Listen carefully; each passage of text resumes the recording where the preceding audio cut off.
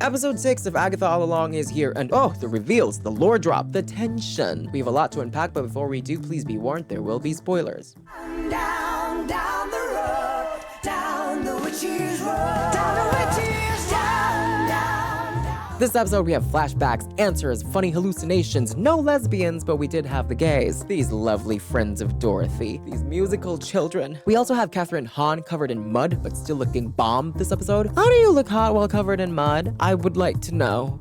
Last one there is a nice person. Let's get into it. First of all, there is no new Patti LuPone wig this episode. After weeks of wig after wig after wig, we finally have a break in the streak, and I am torn, crestfallen, deceased. But while we do not have a new Patti LuPone wig, we do have new Patti LuPone. And Lilia, this episode, we'll definitely talk about that later. This episode is titled Familiar by Thy Side, and it gives us the long-awaited backstory for Teen. After being called Pet and Teen the whole show, Who is this child? My pet. Teen. Pet. we now know who he is. Finally, officially, we have it. Joe Locke is William Kaplan, Billy Maximoff, our Wiccan. I'm Billy Maximoff. Now, I love his origin in the show. William Kaplan was dying right about at the same time as Wanda was collapsing her hex.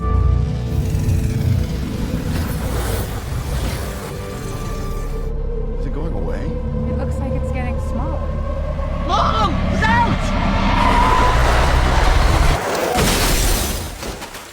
Wanda probably expected her children would just vanish and be destroyed, but unbeknownst to her, they had real souls. And as William was dying, Billy's soul latched into his body. I actually teared up a bit in the scene. When Billy woke up in the car, I just rewatched WandaVision a couple days ago, and that final episode really hit me. Wanda saying goodbye to her family is like tough enough emotionally, and now this episode actually shows us those two innocent boys were saying goodnight to each other. What the heck? Like, they were really unaware that Wanda was going to destroy them. They really thought that their mom and dad were just tucking them in bed. They didn't expect that they wouldn't wake up the next morning. Boys, thanks for choosing me to be your mom. One moment, Billy was just wishing his sweet brother goodnight, and the next thing he knows, he's in a car accident in a new body with strangers claiming to be his parents. The fact that he screams Tommy's name out, Tommy! It's like in his final moments in the Hex, he probably felt that he was vanishing and worried about his brother. What the heck? Tommy! That hit me. I was like, oh, this is terrible. This is heartbreaking. As I've been saying, everyone who was even just a tiny bit aware of the comics probably already knew who he was going to be, but still, it's all about the journey. I enjoyed this mystery as it unraveled from the very beginning. I loved the intrigue involved with the Sigil. That scene with Agatha in the car, unable to hear him talk about himself, was so fascinating for me. Because the thing about this mystery was, even when I knew he was going to be Wanda's son from the very beginning, it was just really enjoyable seeing how this show was dropping clues about it. It was also really enjoyable seeing how this show was trying to misdirect us with all of the Nicholas Scratch stuff. I doubt she'd even recognize her own son if he showed up at her doorstep. And it was really enjoyable seeing how the witches reacted to the Sigil. Again, who are you? Well, I'll be. Someone's put a sigil on that boy. Someone did. I wonder who. It was an obvious mystery, but I had fun with it throughout, and that's all I really care about. Now, what I also think is fun is that Billy is essentially possessing a dead kid's body. He is piloting a corpse as if it is his own, and I really love that concept. I know if we say it like that, it's a bit grim and dark, and it does sadly involve a young kid dying, but I love it. It's insane and interesting, and in fact, I'd go as far as to saying that currently it's the most interesting thing about the character. The flashback with him hearing his new parents' thoughts, trying to adjust to the overwhelming situation, Something. Anything. Just give me my son back. Stop worrying! I think Joe Locke did a really good job with the performance, and it made me really feel for him. And what I especially love about Billy moving into a dead body is how it adds a new layer to Billy and Agatha's relationship. We'll talk more about Agatha on her own later, but her relationship with Billy, I think, just got a lot more interesting. First of all, it seemed like Agatha was genuinely touched to see Billy again. It's nice to see you again. Billy. The look she gave him, I really thought that there was genuine affection there. The tears being held back in her eyes, she and Billy have gotten closer on the road, and to know that he was a kid that she once looked after a lot when he was younger, and that they're seeing each other again, with recognition this time, it looked like she was genuinely moved. It looked like Agatha was not only happy to see him, but also, in a way, proud. It looks like she's really proud of Billy for surviving having his existence wiped out. And, well, she probably sees herself a bit in him. I love how she immediately tells him not to be ashamed of his powers, too. Don't you dare feel guilty about your talent. You survived, like witches have been doing for centuries. We know from the last episode that Agatha had a mother who saw her as evil for having the abilities she has, so it's really nice to see Agatha deciding to break the cycle and making sure Billy has a supportive figure. Although yeah, it does come in the form of her telling him that he shouldn't be guilty about killing people, but it's the thought that counts. I loved Agatha and Billy's relationship before, with Agatha looking at Billy as kind of like a son figure, and I like it even more now, because yeah, they still have that parent dynamic going on. It's still there somewhere, and they also have that mentor-student dynamic, but now they also have this explicit conflict between them. I'm sure they still care about each other, but now there's this playful unpredictability. Now they're openly acknowledging the fact that Billy has his own motives here, and he does not trust Agatha. Just know that I do not trust you. They have some warmth between them, and now there's tension, and I really like that. There's also this line that I really loved. Gosh, you really are a Maximoff. Otherwise, none of this would be nearly as dramatic. And like, yeah, Wanda enslaved an entire town, made sitcoms, and magicked into existence a vision and 2 kids just to process her own grief. And now with Billy doing everything he's done in the show, that's Wanda's baby. Also, Agatha is not dramatic herself. What is she criticizing Billy and Wanda for? Like, she literally went outside that one time just to pose with her outfit. Agatha, you are as dramatic as they are. Billy doesn't fully have his memories from the Hex, so he can't remember most of that. He also doesn't have any of William Kaplan's memories. I still don't remember anything from before the accident.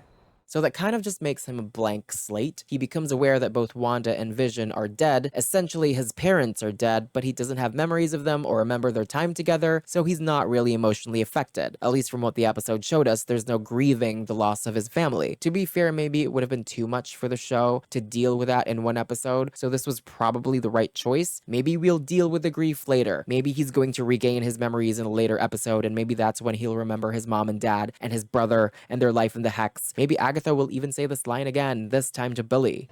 Parents dead, brother dead. If that happens, if he regains his memories, he's going to be so crushed. As of right now, based on what he knows, he is essentially the last remaining member of his family. Wanda's dead, Vision's apparently been disassembled, and Tommy is out there somewhere floating in soul form. He's just like his mom in WandaVision. He's all alone. I really liked his backstory. I also really loved that he had interacted with all the witches before the road. It makes sense since they did make it a point in episode 2 that they were physically all just near each other. Within any 3-mile radius, there will be a collection of witchy enough people to form a coven. So yeah, they probably bumped into each other in the past 3 years. That brings us to the Sigil, the gaggery. Imagine how tickled I was to finally learn that after all this time, all of the mystery, it was Lilia all along. I thought it was Wanda who put that sigil. A lot of us did. Some of us even thought that it was Billy himself who put that sigil on himself. Turns out it was Patti fucking Lupone. Of course it was. And we have to applaud the acting for this scene because, girl, you could tell the exact moment, the exact millisecond when the sigil came into effect and Lilia herself forgot who Teen was. Like,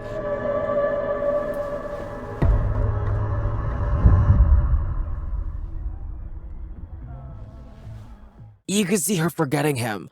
The acting, the performance. Where's the Emmy? As Lilia herself said, she reads time. Oh, common misconception. I read people, I read time, but talking to spirits was just a con. She probably read some of William's future and felt compelled to protect him. I don't really know if Lilia succeeded in what she meant to do. I mean, he still died.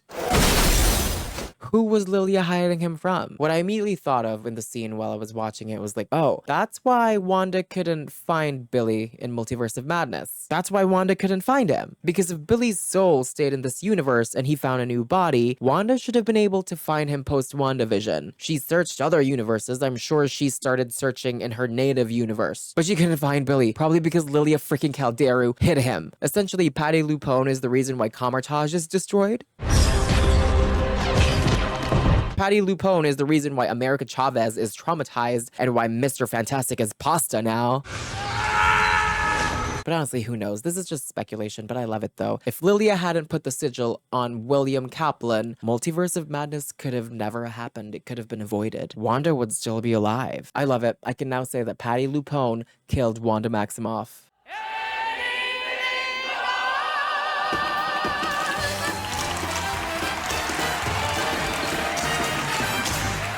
Before we continue, I just want to say if you're still enjoying this video, please feel free to leave a comment or a like or maybe even subscribe. I'm a small channel and that would help me out a lot. Thank you. Now, unfortunately, we did not have much of the lesbians this episode, but we did have the gays. Really though? Do we really need more gay men? I'm just kidding. Yes, we do. Of course, this is very big, and I'm happy that this mainstream Marvel Disney Plus show has one of its major characters as a gay young adult who actually kisses boys on screen. I remember watching The Eternals with my mom and dad, and I don't know, seeing Phastos with his family just felt incredibly validating. It was like showing my mom and my dad, like, hey, that's me. That's gonna be me someday. I hope, with a kid and a husband. It felt very affirming to have that on screen for a superhero movie and have other people see it, is what I'm saying. And now we have Billy, and this is great. This is going to help out a lot of people. I just have to say, kudos to Joe Locke. I'm not really like a Joe Locke stan, like I'm not following his career, but I did see Heartstopper, and that was very healing for me to watch. So thank you, Joe Locke, for your contributions to my mental health and to homosexuality. Oh, no distractions, please. I'm gonna need you to hide those arms.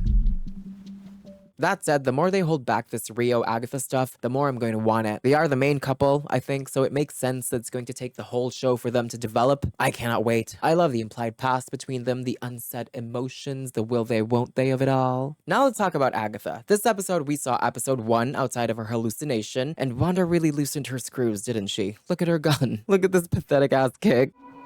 Ow! I said in my review of episode 1 that I was weirded out with how tonally inconsistent and weird the cop show felt. Where were you last night between the hours of 1 and 3 a.m.? That the acting performances I felt were too big for the tone. Total loser or totally lying? But now with the context this episode gives the cop show, yeah, it makes perfect sense. I love it. Total loser or totally lying. It's also really nice that for this episode we get to see Agatha back in her villain mode. I loved seeing her more flattering, more caring, softer sides, but we saw the switch flip in the previous episode. And in this episode, she's more that way again. Her darker, nastier side is back, and it's a welcome presence. She is so fun to watch. There's her signature nastiness back. I mean, I've killed,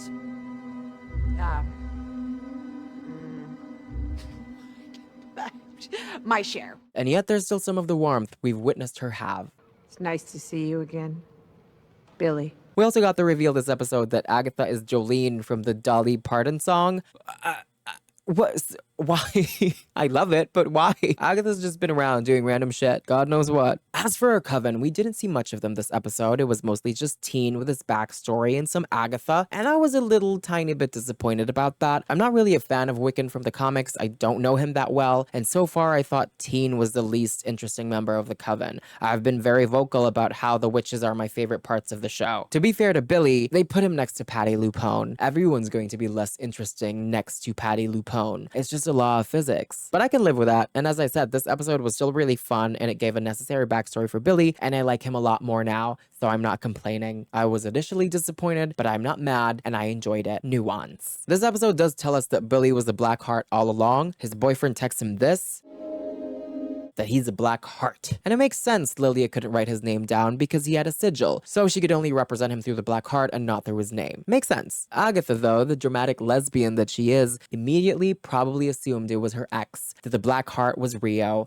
and in her interest of avoiding Rio, got Mrs. Hart on the road and killed. This woman is a gay disaster. This episode, we also have the return of one of the patron saints of Marvel fandom speculation. Actually, no, not patron saint. One of the demons haunting us all. Ralph Boner. Do we still think he's Mephisto? It was actually pretty nice to see him. I had a huge crush on Evan Peters back in the American Horror Story days, and every time I see him now, I still get a bit of like a crushy vibe. But also just the character of Ralph Boner. Even though he has a jokey name, Ralph Boner, and even though there was comedy with him, the character is very interesting. He's been through the trauma of a lifetime, having not one, but two witches mess with his mind. Yeah, it's pretty tragic.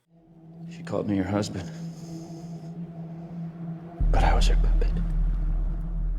And kinda messed up of Wanda too. I love her, and I love that about her, that she literally fucked people up. But like, yeah, everyone in Westview has trauma now, but at least most of them got their houses back. Wanda literally relocated Agatha into Ralph's house. Well, first it was Agatha who relocated there, but Wanda made it official. Ralph Boner came out of the Westview incident not only traumatized, but also homeless. It was also such a tease with Billy asking him if the hex changed him, meaning, does he have powers now? And that he didn't give an actual clear response.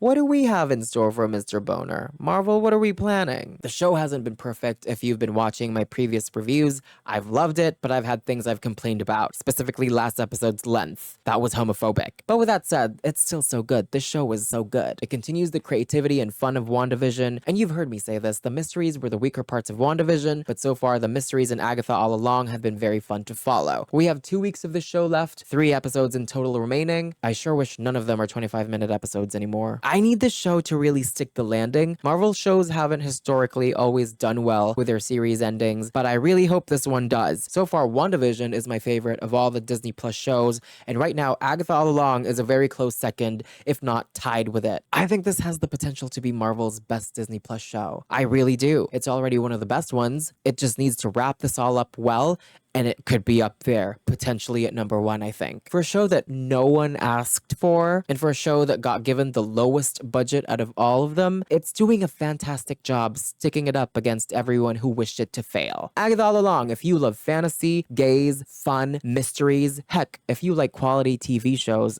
this is for you. What about you? What did you think of this episode? Did you like it? Did you not? Please tell me in the comments. I would like to know. That's it for me. I'm out.